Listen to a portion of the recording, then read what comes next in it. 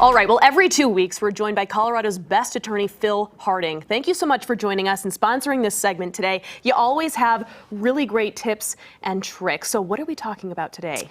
So today we're talking about a car accident, and we're talking about kind of the big questions. And so one of the biggest questions that I get is, do I make a statement after an accident? The other side calls me up. Okay. And what do you think? Okay. The answer is no, absolutely not. The other side's not your buddy. They're not your friend. They're not going to have you over for a barbecue. As a matter of fact, there's a law in Colorado that says if you're in a car accident and you're injured, it is illegal. Listen to me. It is illegal for the other side to take a statement or even attempt to take a statement. And here's the reason why. The people at our state capitol know good guys versus bad guys. So police guy, the police can talk to you. Your insurance company, you can talk to. The other side has two jobs and only two jobs: protecting the bad guy that ran into you, right, and making money for their company. Let's run through a scenario, okay? Let's do it. And so the scenario essentially is you're rear-ended, right? The other side calls up and they want a statement, and they say, hey, look, we've accepted liability. Will you please make a statement? So the question, and what accepted liability means, it says we're at fault. So if they're at fault, why do they need a statement? Right. Right? And the reason why is they're going to trick you. And this may be a day or two after the accident, and they're like, well, where are you injured? And you're like, my neck and my back. And then they said, well, tell me how fast the car was going that ran into you. And it's like, well, they rear-ended me, I don't know, 30 or 40 miles an hour. And what you need to know is cars have black boxes. Have you, like airplanes, yes, black boxes? Of course. So it's called an EDR. Stands for an event data recorder, and what the EDR does is it records whenever there's an event, hard braking, collision, for 5 minutes or 5 seconds before an accident, up through an accident. It tells how fast someone is going, when they stepped on the brakes, did they have seatbelt on, airbag deployment, yes or no, all that kind of stuff. So let's say this EDR says that they weren't going 30 to 40, but they were going 25 miles an hour.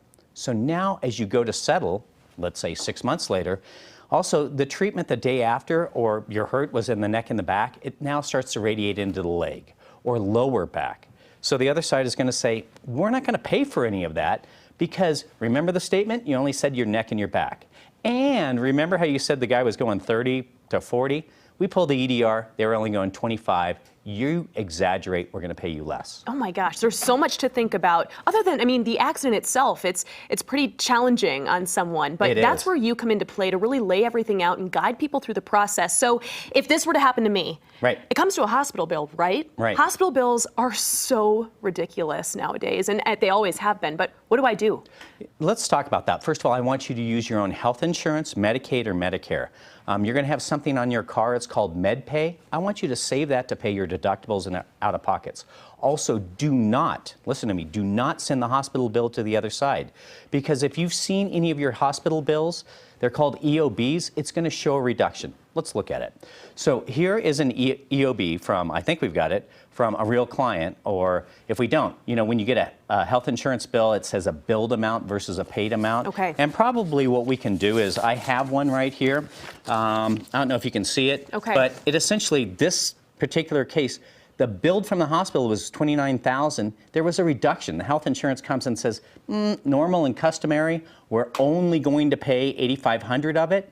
If you send that to the other side's going to say, all right, we'll pay the $8,500. No, the other side didn't pay your health insurance to get this reduction. So this is the way you should send it to the other side, where you redact everything. You only show them the $29,000. Now you collect the full $29,000, right? And you might have to pay back your health insurance of only, the $8,500. So in that one scenario alone, if you sent that to the other side, you've lost out on $21,000. Isn't that crazy? That is really crazy. Yeah. And let's talk about another scenario. Again, what if I'm in this accident?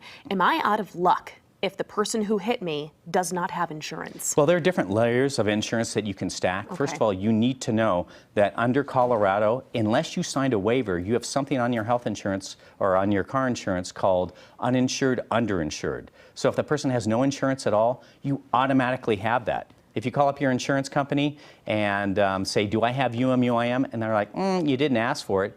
You say, give me the waiver that I signed, and if they don't, you have at least $25,000. There's also different layers that you can stack insurance, you know, the driver of the car. So you first look to the driver of the car. Then you look to the, actually, second is the driver of the car. First is the owner of the car. So if you borrow someone's car, their insurance comes first. Then you look to your own uninsured, underinsured. And then finally, if you live with a resident relative that has a car, that uninsured, underinsured follows you as well. So I know you weren't in that car, very complicated, but just know there are certain different levels that make sure you can get fully compensated. Wow, you are a wealth of information, Phil. Thank you so much for hopping on today. And I know that you've helped Joanna. I know that you've probably helped many of our viewers, so it's always a pleasure having you on. Yeah, my pleasure. Absolutely. We're going to give you guys some information here today. To reach Harding and Associates directly, call 303-762-9500. You can get a free consultation anytime, and you can find Phil online at hlaw.com. Thank you again for sponsoring this segment. We'll be back.